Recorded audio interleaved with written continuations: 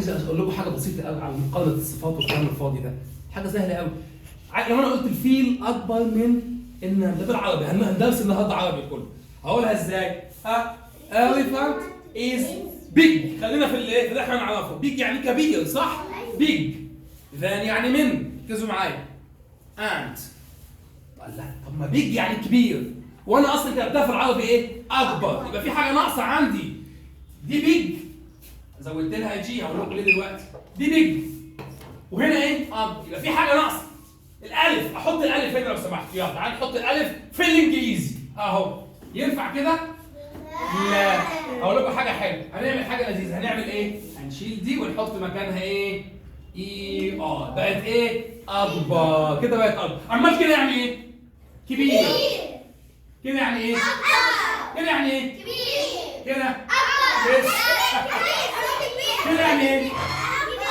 كده يعني ايه؟ كبير. في حاجة بقى، تعالوا وانا بحط، بصوا، راح احط الايه؟ الله الله الله الله، لقيت مين؟ الجي، قبلها مين؟ حرف ايه؟ متحرك. ايه الحروف المتحركة؟ ثانية واحدة، هقولها لكم بسرعة كده ها، الحروف المتحركة الاي ضرب الاي الف الف تاكل الاو الف يو، ده حرف متحرك؟ الجي اخر حرف قبل حرف متحرك؟ لا. متحرك ولا لا؟ حلو. فاول قال له ايه؟ تعالى انا هجيب التوأم بتاعي. اجيب مين؟ توأم بتاعي. كده عادي. ممكن احط الايه؟ الاي ار ولا الالف؟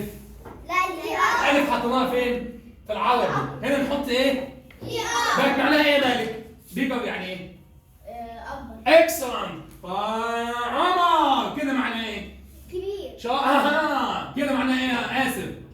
اكبر. اكسلنت. خلاص كده عرفنا دي يا شباب؟ سهله؟ سهله؟ تعالوا بقى نطبقها تحت. The ant. The ant يعني ايه؟ النملة. is small. small يعني ايه؟ صغير من الفيل. حتى بالعربي تمشي النملة صغير من، ولا بالعربي نقولها ايه؟ اصغر. يعني المفروض نحط ايه في العربي؟ الف. الالف زيها كده في الانجليزي زيها زي ايه؟ بنحط ايه؟ اي ار. اكسلنت. كده بقت ايه؟ سمول. طب كده يعني ايه يا صبا؟ يعني ايه بالعربي؟ الانجليزي في العربي؟ اصغر. اكسل. كده صغير. تمام. كده يا صبا؟ صغير. كده صغير. كده صغير. كده ها؟ اكبر.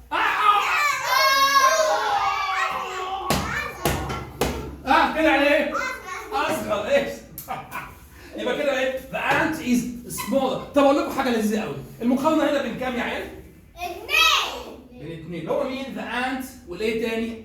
elephant. الاليفانت. عرفت ازاي؟ من ازاي؟ حلو جميل. هنقولها كده، مقارنه بين اثنين. عرفت ازاي؟ من ازاي؟ عرفت ازاي؟ من ازاي؟